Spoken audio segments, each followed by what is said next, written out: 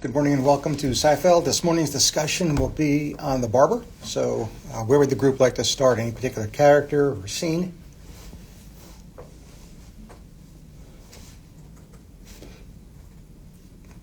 By the way, this is the last Psyfeld, not only for you guys. No, actually, we have one next week, right? Before your break, but for the interns that have been following us remotely, their semester is ending officially today. So.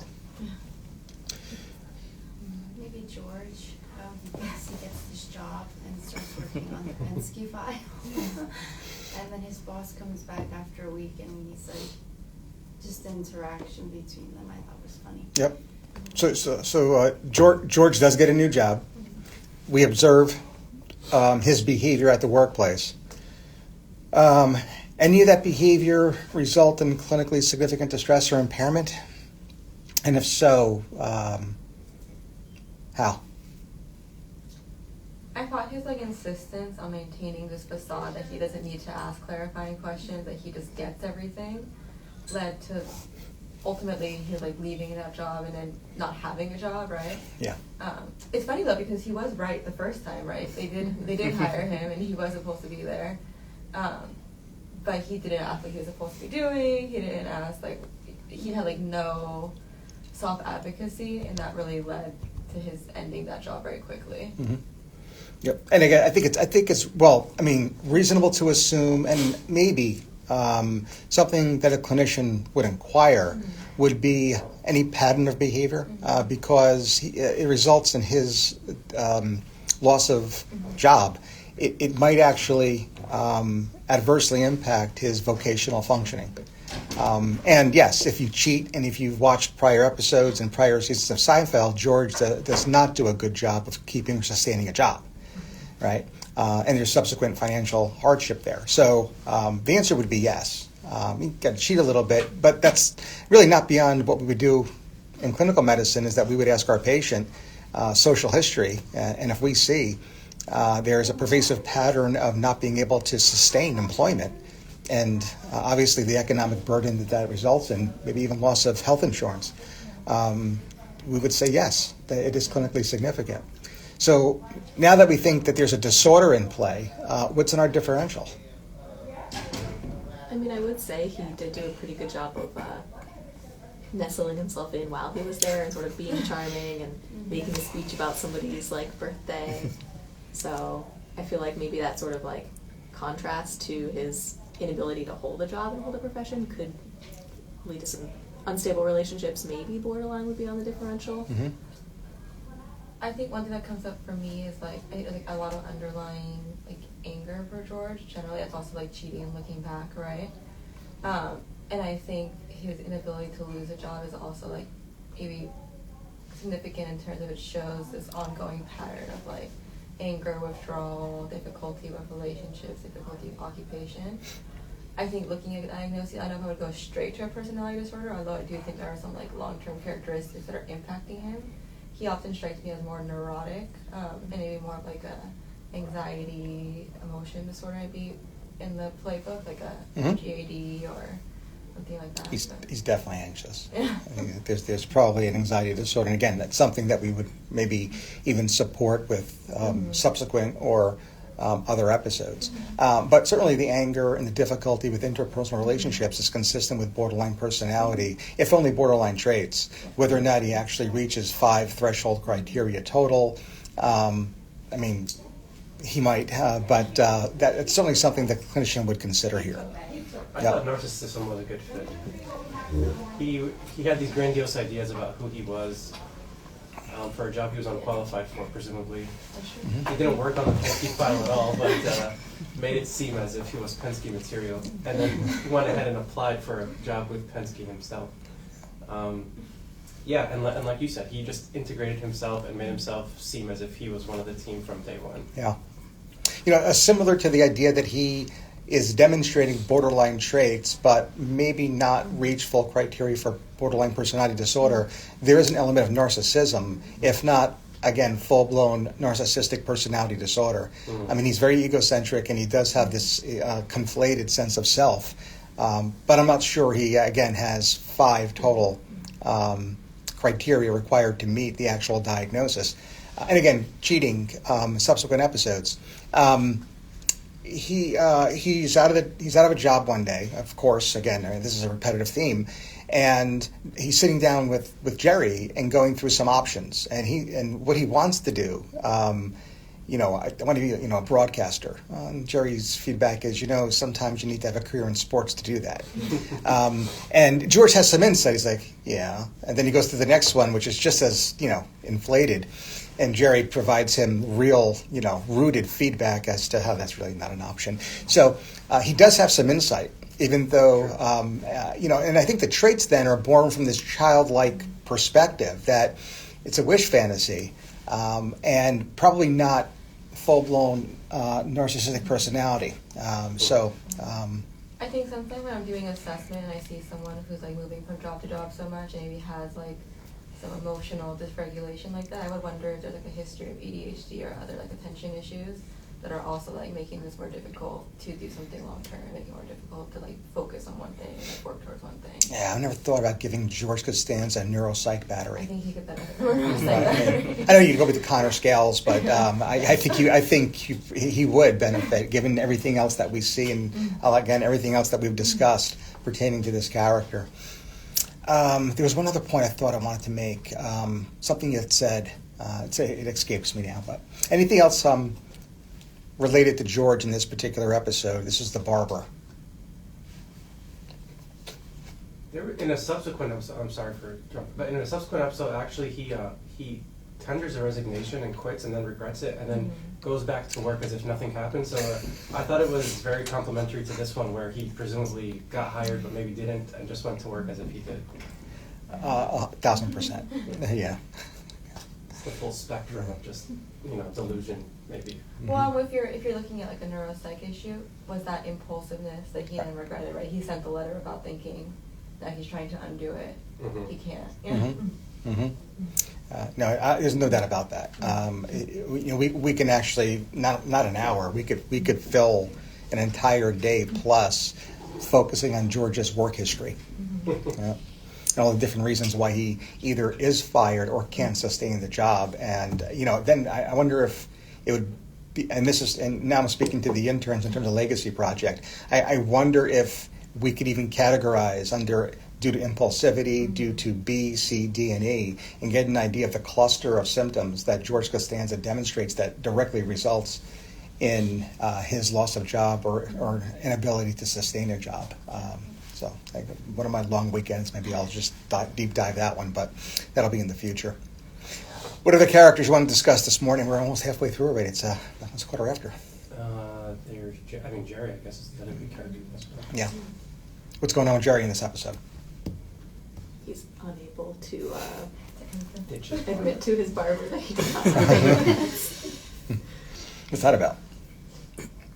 passive aggressive behavior. Poor self-advocacy. The theme of this episode is poor self-advocacy. Yeah. So again, he's George's best friend, and there's reason why these two are best friends since high school.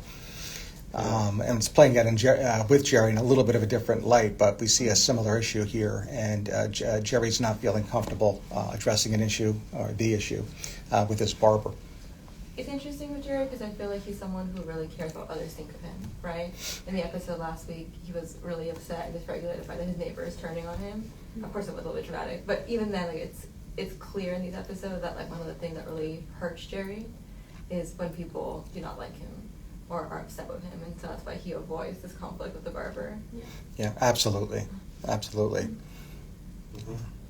What else is going on here with this with Jerry's dilemma?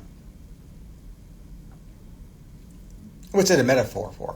Clearly, Relationships, personal relationships. Yeah, I mean, if you look at his dating history, and then look at his relationship with his barber, there's a lot of things we can draw from what we see from Jerry. And again, reviewing all of Jerry's dating history is well beyond the discussion of this particular morning's topic, but again, very unstable interpersonal relationships, right? And similar to George, likely born from early childhood experiences, right? I mean, don't want to get too Freudian, but we see Mr. and Mrs. Seinfeld plenty over the 9 seasons of the situational comedy to realize that growing up, Jerry's interaction with his parents certainly formed his perspective on then adult relationships. No doubt about that. And we could say the same thing about George. And where I think George is primarily one from anxious, Jerry's really enmeshed. He's a mama's boy, and Mr. Seinfeld, Jerry's father, is more of an anchor in terms of reality testing. But it's a very interesting dynamic between parents. Again, legacy project, examining the prequel series, and this is something we could pitch to Netflix. Young Jerry, young George, and then ultimately the final season will be how they met in high school, right? But the whole number of seasons, the whole series would be prior to high school, right? 2 very, very, very interesting relationships with their respective parents. Somebody get Larry David on the phone. Let's contact us now. I felt like the Barbers themselves are also really interesting characters, just in terms of like their dynamic and almost like their cousin and uncle, or sorry, nephew and uncle, but like they're having like this metaphor for an affair basically, where their like relationship is injured by this infidelity, if you will, and then it's repaired at the end when they're watching Edward Scissorhands together. Yeah. I mean, isn't that Hamlet? Right? I mean, I don't know. Less murdery, but yeah. yeah. Right. Although the uncle seems to want to kill the nephew. Well, yeah. Well, again, Hamlet. Yes. Yeah. I do like the idea of the uncle as like a jealous girlfriend, like holding up the 2 things of hair. It's definitely his. Yeah. Yep. And sending Newman to go get his. Yeah. Again, Newman's a very interesting character as well. I mean, Newman has a significant difficulty thriving, if not to the detriment of others, especially Jerry. The only time you see Newman really smile is, well, that's not really true, but he smiles most when he can do something that would impair Jerry somehow.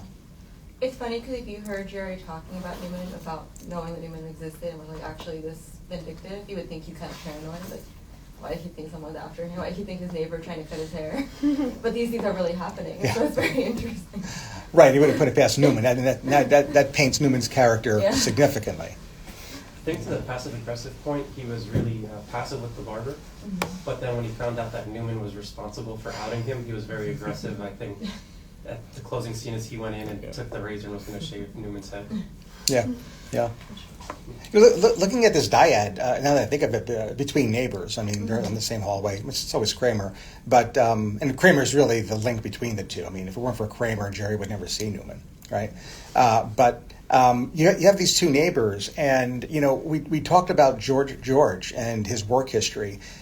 Might that same topic be what binds Jerry and Newman together? I mean, think about this. I mean, Jerry's job is lucrative.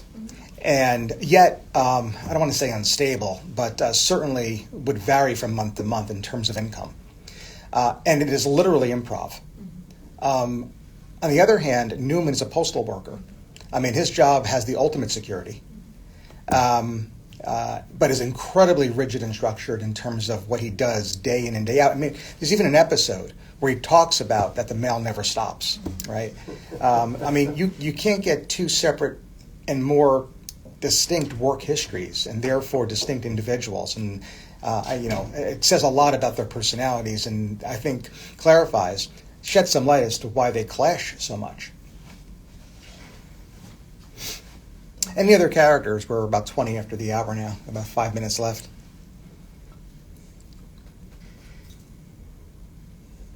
I think like looking at that dyad like a triad with what's his first name? Newman? No, Newman, the other Kramer. Thank you, just left my mind. With Kramer is very interesting too because he's someone who doesn't form relationships very easily, and he's a little bit odd and almost like collects these odd friends here and there. If they exist. Right, if they exist, assuming that they're real. So the fact that these 2 very like opposite characters, very strong characters too, because even though their personality might be different in how they like express it, I think a lot of similarities as well in like their behaviors and their expression of their egos. Both gravitate towards Kramer and both befriend Kramer and both like adopt him even though he's so odd. is fascinating in itself. And like, what about Kramer makes him like this anchoring force in the building? Yeah, yeah, and it's, again, it says a lot because of you're identifying that Kramer's bizarre. I mean, at the very least, he does demonstrate schizoid personality traits and likely even schizotypal personality. And inasmuch as he is an anchor for that hall, for these friends. And by the way, when we even learn, and now I'm going to forget his name, but the friend that is next to Kramer and therefore across Jerry's hall from last week, it's through Kramer that Jerry interacts with them. So in that respect, if the anchor is himself in a bizarre world, to use a term from a prior episode, bizarro world, what does that say about this relationship, right? And it's a group of friends, right? It's of all things for Kramer to be the anchors. Interesting. I think the reason why he's liked so much is because he's maybe more genuine than the other ones. He's not afraid to say what's on his mind, good or bad, whereas the others, like you said, they very much care about what people think of them. Yeah, I thought like his lack of like his disambition what attracts people to him. Like, Yeah, he is who he is, and he's fine with it. Yeah, and there's no doubt about that. I mean, you can't possibly walk away from an interaction with Kramer and wonder what is it that he's really thinking, right? There's little to no superego filter. There's little to no prefrontal cortical functioning. I mean, it's subcortical and it's id, and he is not afraid to say what's on his mind, even if it's going to be to the detriment of others. Yeah. Right? And yeah, I think that in some context that's alluring and attractive. Yep. At least to Jerry and Newman. That's how Elaine should have sold it at the auction. Yeah, so his weight. 6'3", he likes fruits. He weighs 170 pounds. yeah. Well, I mean, I think again, this is I guess this is subject to personal choice, but I wonder if these characters were truly auctioned off, who a fan would want to spend their entire day with. Right? I'm throwing it out there as rhetorical. I don't want anybody to necessarily render their opinion. But again, I think the why behind that would be an interesting topic for a psychiatrist. Yeah. Not that I want to analyze you after you pick Kramer per se, but. Psychology intake. Which character from Psyfeld do you want to hang out with for a day? Should I validate that instrument? We would really revolutionize the field if we did. We have a couple minutes left. Any final thoughts? Any character or scene you want to bring up? So I will say this. Obviously, the choice of this episode, Edward Scissorhands, has a lot to do with the holidays. So this was, above everything else, a little prompt for you guys to check out Edward Scissorhands this weekend. It's a classic Johnny Depp film, Winona Ryder film. And it fits right into the holiday season, and it is ripe with psychiatric themes. So we're not going to necessarily assign it for next Friday. But if you had some free time, it's a definite movie to get under your belt, especially this time of year. All right, so we'll leave it here. We will come back with our film analysis and case discussion this afternoon, which is of what film? Christmas Carol. Christmas. All right, so we'll definitely deep dive what's ailing Ebenezer Scrooge. And we'll check back there. We're going to tentatively say for 12 noon, and we'll live broadcast that on Instagram as well. All right. Thank you. And for those following on Zoom, you could log right back on the link, and in a couple of minutes, we'll be back for table rounds. Thanks.